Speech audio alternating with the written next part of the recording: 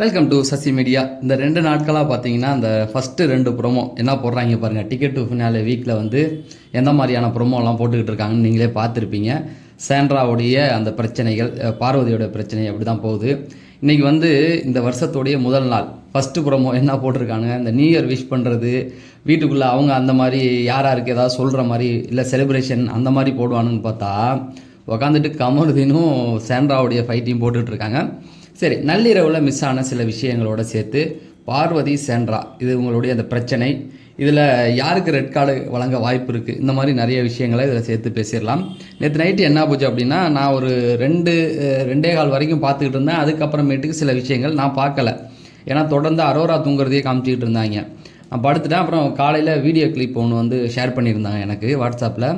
அந்த இது நான் பார்த்தீங்கன்னா பார்வதி இவங்க கமருதீன் இவங்க பேசினா அந்த வீடியோ கிளிப் தான், ஒன்றுமே கிடையாது. நான் தான் சொல்லியிருந்தேன் நல்ல வீடியோவில், இவன் வந்து பேச தான் ட்ரை பண்ணிக்கிட்டு இருக்கான், பார்வதி இருக்கிற இடத்தையே சுற்றி வந்துகிட்டு இருக்கான். அதாவது 2வது கேம் நடக்கும் பொழுது பார்வதி பக்கத்தில் தான் 2 பேரும் பக்கத்தில் தான் நின்றுருப்பாங்க.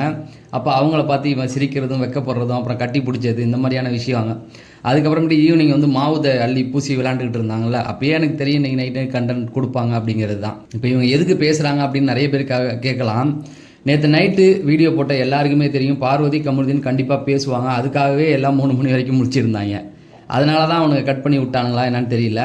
அப்போ ஒரு கண்டென்ட் நமக்கு கிடைக்கிது இல்லை, அதுதான். சரி, அதில் என்ன பேசிக்கிட்டாங்க அப்படின்னா, சாரி கேட்டது தான். அவங்க வந்து நீ ஏன் என்ன இப்படி பண்ண, அதுவும் முதல்லே பேசிட்டாங்க. நீ வந்து வெளியிலலாம் வந்து இந்த விஷயத்தை எதுக்கடா பேசுனேன்னு கிச்சன் ஏரியாவிலே பேசிக்கிட்டாங்க.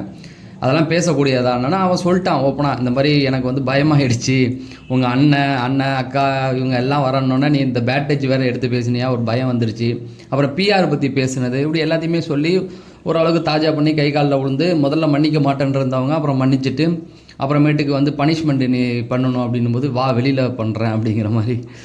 என்னத்தை சொல்கிறது, பனிஷ்மெண்ட் பண்ணுறான்னு சொன்னால் அதுக்கப்புறமேட்டு தோப்புக்காரெல்லாம் போட்டு எனக்கு உண்மையாகவே புரியல, குழப்பமாக இருக்குது. இதுங்க உண்மையாகவே ஃப்ரெண்டா லவ்வா? ஏன்னா இவ்வளோ அடிச்சுக்கிட்டு அதுக்கப்புறமும் திரும்ப ஒன்றா சேர்ந்துக்கிட்டு இப்போ இதுங்க 2 ஒன்று சேர்த்துக்கிட்டு பாவம் சாண்ட்ராவை கதற விட்டு பார்த்துக்கிட்டு இருக்காங்க. எனக்கு சத்தியமாக புரியல. இது ஒருவேளை உண்மையாகவே ஒரு ஃபீலிங்கோடு பழகுறாங்களா அப்படிங்கிற மாதிரி தான். என்னென்னா அடிச்சுக்கிட்டு பிரிஞ்சாச்சு திரும்பவும் ஒன்று சேர்றாங்க அப்படின்னா என்ன கணக்குன்னே எனக்கு சத்தியமாக புரியல. உங்களுக்கு புரிஞ்சால் கமெண்ட் செக்ஷனில் போடுங்க. சரி, இதுலேருந்து என்ன அப்படின்னா, கமருதீனை பொறுத்த வரைக்கும் ஒரே வழி தான், பார்வதி காலில் விழுந்து தான் ஆகணும். ஏன்னா விழுகலை அப்படின்னு பார்த்தீங்கன்னா வீக்கெண்டில் போட்டு பொழந்து எடுத்துருவார் அப்படிங்கிறது அவனுக்கே தெரியும். நம்ம பண்ணது வந்து ஒரு பெரிய தப்பு. அப்போ சாட்சிக்காரன் காலில் விழுவதை விட சண்டைக்காரன் காலில் விழுந்துடுறது அப்படின்னு சமாதானப்படுத்திட்டான். அது ஒன்று.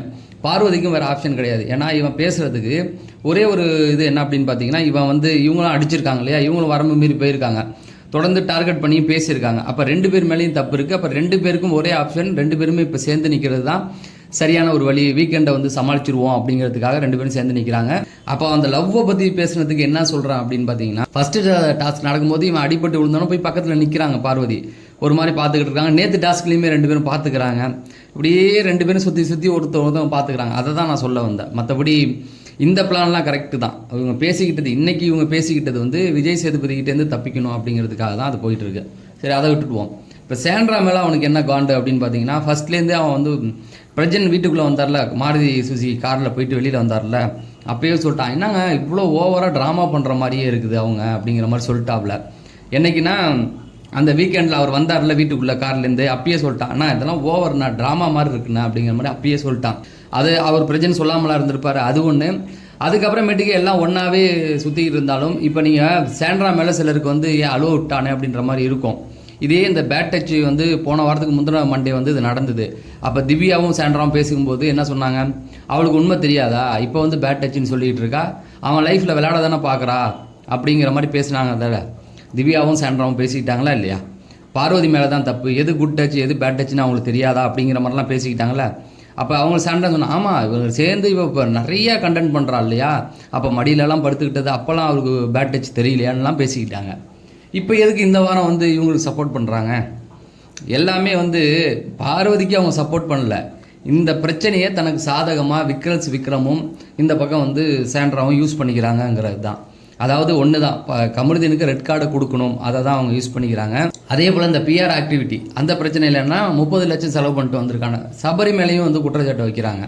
30 சபரி சொன்ன பதிலை வந்து 1 எபிசோடில் போடலை. சபரி சூப்பராக ஒரு பதில் சொன்னாங்க. 30 லட்சம் கொடுத்துட்டு அதில் 50 லட்சம் தான் வின் இருக்குது, அதில் டேக்ஸ் போயிடும், டேக்ஸ் போக மீதி இருக்கிறத போய் நான் பிஆர்கிட்ட கொடுத்துட்டு போகிறதுக்கு நான் எதுக்கு இங்கே வந்து அல்லோட போடணும்னு சபரி சூப்பராக அவர் கேள்வி கேட்டான்.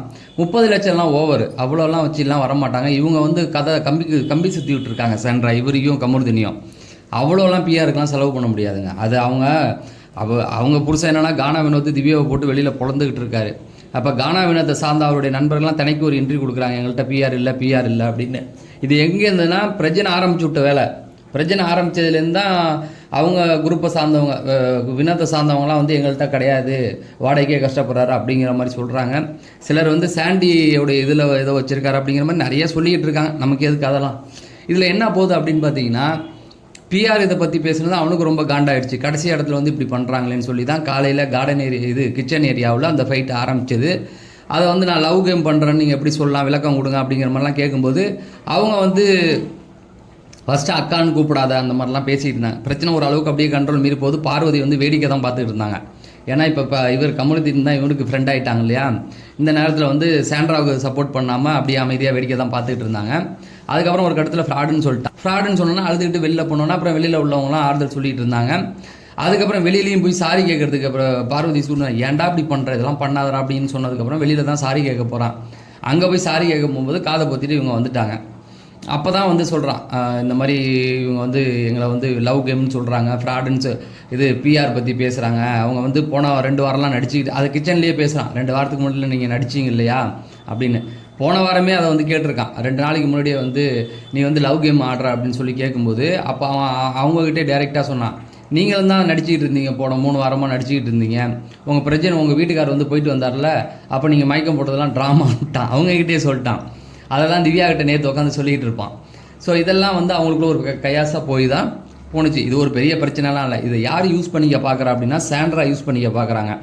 அவங்க பார்வதியுடைய நல்லதுக்காக பண்ணல. ஏற்கனவே பேட் டச் வரும்போது பார்வதிக்கு அகெயின்ஸ்டாக பேசிட்டு, திவ்யாவும் அவங்களும் அகெயின்ஸ்டாக பேசிட்டு கமருதீனுக்கு ஆதரவாக பேசுகிறவங்க தான். இப்போ என்னென்னா இந்த வாரம் அவங்க வரம்பு மீறி போயிருக்கா, ரெட் கார்டு கொடுக்க வச்சா நமக்கு ஒரு இடம் ஃப்ரீயாகிருமே அப்படிங்கிறது தான்.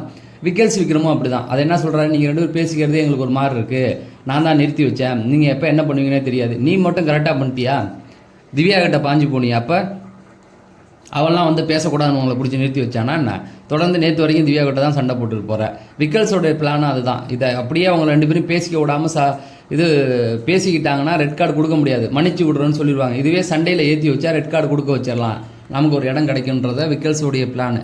உன்னுடைய கேமே அப்படி தானே இருக்குது. கூட இருக்கவனை போட்டு நேற்று ஒருத்தவனுடைய ப்ரைவேட் பார்ட்டில் படுதுன்னு தெரிஞ்சதுக்கப்புறம் நீ திரும்ப அடிப்பியா?